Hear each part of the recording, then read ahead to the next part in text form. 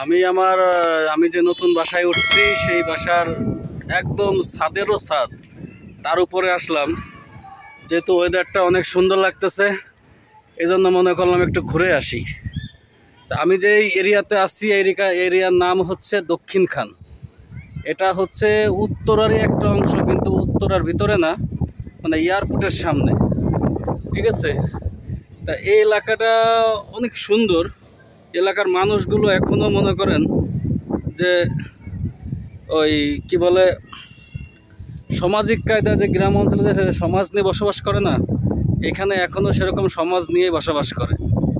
হ্যাঁ, এবং এখানে আপনি যত রাত পর্যন্ত আপনি বাইরে যান না কেন, রাত 2টা 3টা, এখানে ছিনতাইয়ের আশঙ্কা বা কোনো ধরনের সন্ত্রাসী কর্মকাণ্ডর এখানে আমি আজ পর্যন্ত দেখিনি। যেহেতু আমি এখানে 6-7 মাস ধরে আছি, তা এর আগেও ছিলাম 3-4 মাস, আবার আসছি আজকে 2 মাস ধরে।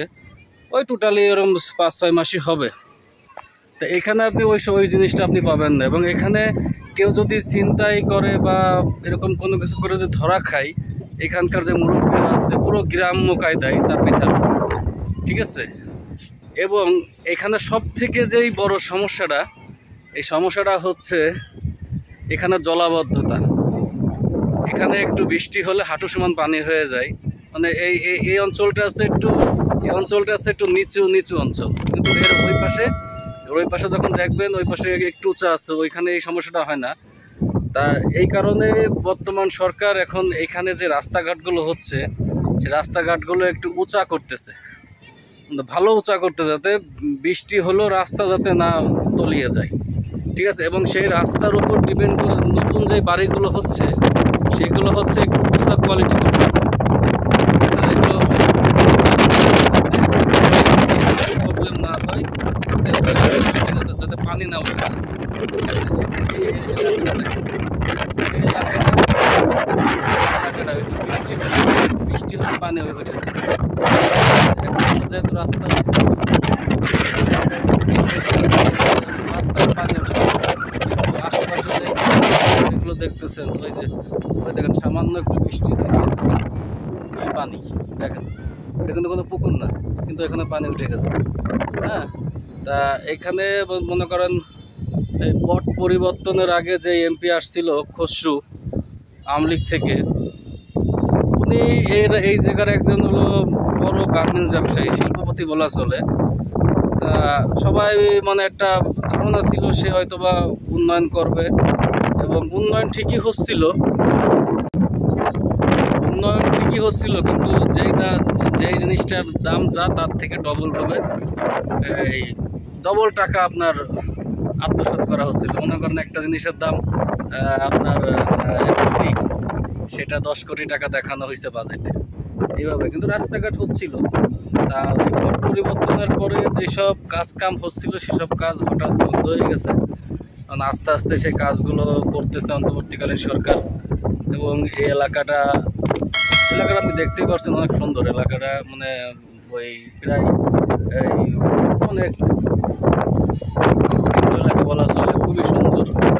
এই জায়গার মানে সব থেকে মানে বিষয় হচ্ছে এই জায়গার ভাড়া খুবই কম।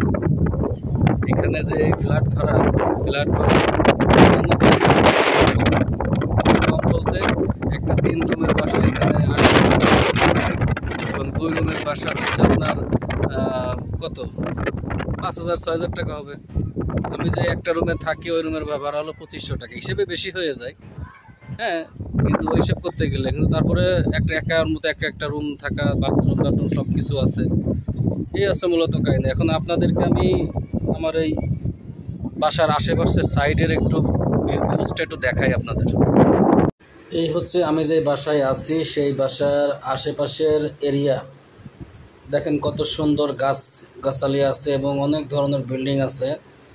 এবং এখানে দেখতে পাচ্ছেন যে আমাদের যেই ছাদ বাগানটা অনেক সুন্দর। আর সামনে আগায় যে ওইখানে জলাবদ্ধতা দেখতে পারতেছেন, টানা 2 দিন বৃষ্টি হয়েছে, তো যার কারণে আপনারা ওইখানে জলাবদ্ধতা দেখতে পারতেছেন। তো ওইখানে বাড়ি আর জলাবদ্ধতার সময় একদম সমান হয়ে গেছে। এখানে আগে পাখি পুষতো, এখন হচ্ছে দেশি মুরগি পোষা হয়। আর এই যে এই পাশ সামনের এরিয়াটা দেখতেছেন, মানে এটা আস্তে আস্তে ভালোই উন্নয়ন হচ্ছে এই অঞ্চলটা। আর ওই যেটা বিল্ডিং দেখতেছেন ওখানে ছেলেগুলো সবাই খেলাধুলা করতেছে, একটা অ্যাপার্টমেন্ট স্টাইলের বিল্ডিংটা।